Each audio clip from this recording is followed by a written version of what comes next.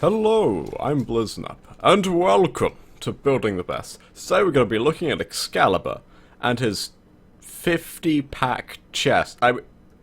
Wait, how many is that? I see 2, 4, 6, 8, 10, 12. A lot of abs there. That is impressive, buddy. He has been working out. Anyhow, we're going to be looking at Excalibur, and more importantly, his ultimate. We're going to be looking at Exalted Blade.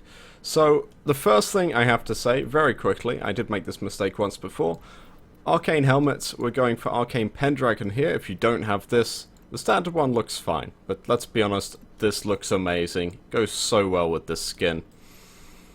God, I love that proto armor. Anyhow, so the first thing we want, of course, with an Exalted Blade build is as much damage as we can possibly get. So we have Blind Rage, Transient Fortitude, Intensify, and of course, Power Drift, the new mod.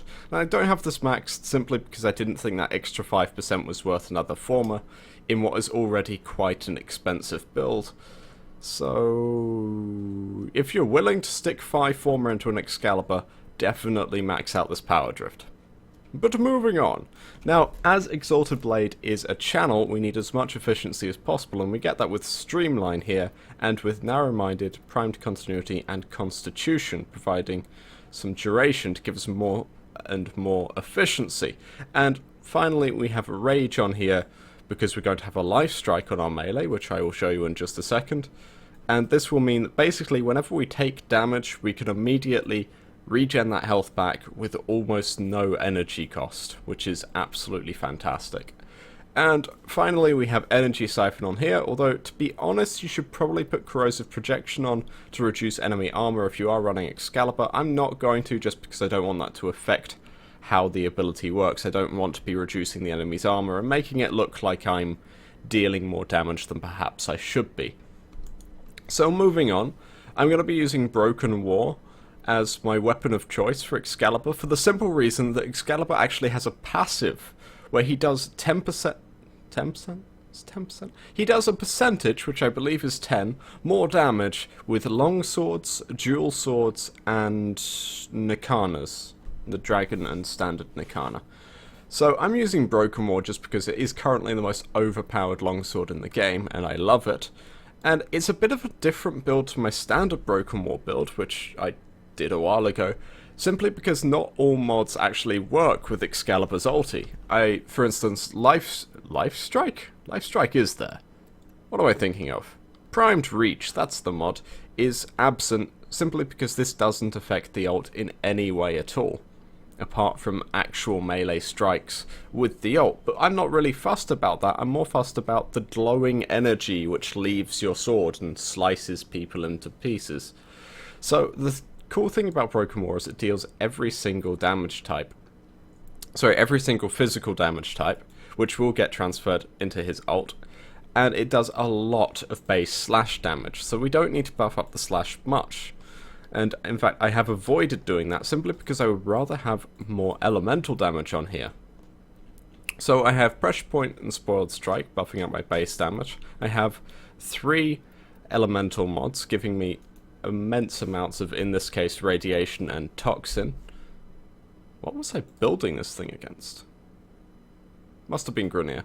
Anyhow, pick whatever elemental combo you particularly prefer, as always, but I quite like a little bit of toxic damage and a little bit of radiation, and radiation honestly is fantastic on this.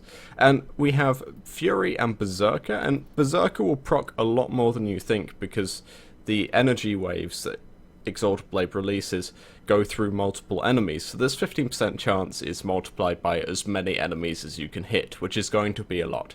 And finally we have Life Strike on here, because of course we do. I mean, seriously, Rage, Life Strike on Excalibur, incredibly overpowered. Now, before I go in, I actually have to unequip my current school, as I've been calling them, from Naramon, because I have this incredibly overpowered passive equipped. And seriously, if you're going to be playing Excalibur a lot, go Naramon, get these two, just pause and read them if you want to. They are so incredibly overpowered. But anyhow, I'm going to be equipping Zedoric for the simple reason that it will make me resist the temptation to hit 5. As I actually have nothing in Zedoric yet. Is that how you pronounce that? I don't know if that's how you pronounce that. Anyhow, I was going to test this in the sortie, but unfortunately when I did, I foobarred with the audio in the recording, so now I have to go to the relay. Okay, now that I'm here, this is shit. Don't like it. Not doing it. Here, have the original clip. Sorry about the audio, it is a bit eh. The microphone was about 3 feet down my throat, so there's just a tiny bit of reverb going on in there, and I just couldn't stand it, you know. Anyhow, enjoy. A raid? Did I say a raid? I meant a sortie. I'm going to be doing a spy sortie. This is just for the enemies. And the conditions here are actually energy reductions, so I'm not sure if my Excalibur build will work here. But we should find out soon enough. Possibly I could take the rage off for a flow if I really had to. Okay. Going to need a tiny bit more energy than that before I can go into my ultimate form. Whoa, hello. Alright, you know what? Let's see. Yep, yeah, I'd say that works fairly well. It cost me 40 energy to start it, but oh my word, is it worth it already. Come at me, Juggernaut. You have nothing on this. One final thing to say is that I love weird colours on my builds, and I always go for, you know, quite bright energy colours. But if you take bright energy colours on Excalibur, you can often find yourself being blinded by it. I mean, I've gone for a fairly moderate blue here, and still the screen is...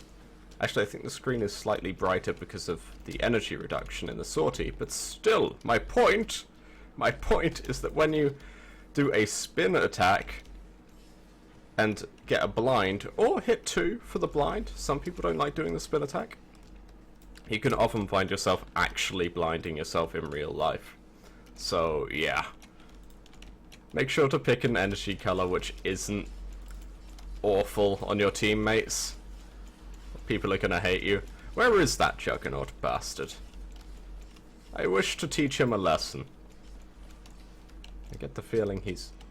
Yep, there he is.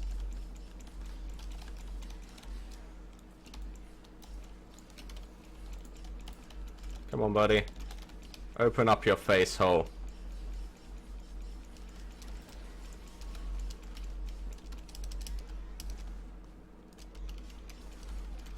Oh, that's not good for me. Oh, no. Oh. Hiding. Hiding. Energy pad. No! Okay. That's embarrassing.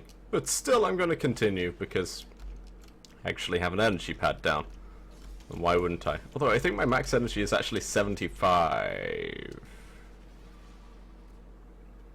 Huh. Well, that'll teach me to take Excalibur to something where my max energy is 75. Because honestly, I could have recovered had I had a higher energy cap. But there was just no way I could deal with the Juggernaut with an energy cap like that. Anyhow, thank you very much for watching. That was a disappointing ending, I appreciate. But still, I hope you've enjoyed this build. Please like and comment below, and subscribe if you'd like to see more. I'm Bliznub, and this is Excalibur's absolutely insanely overpowered Exalted blade. Thank you for watching.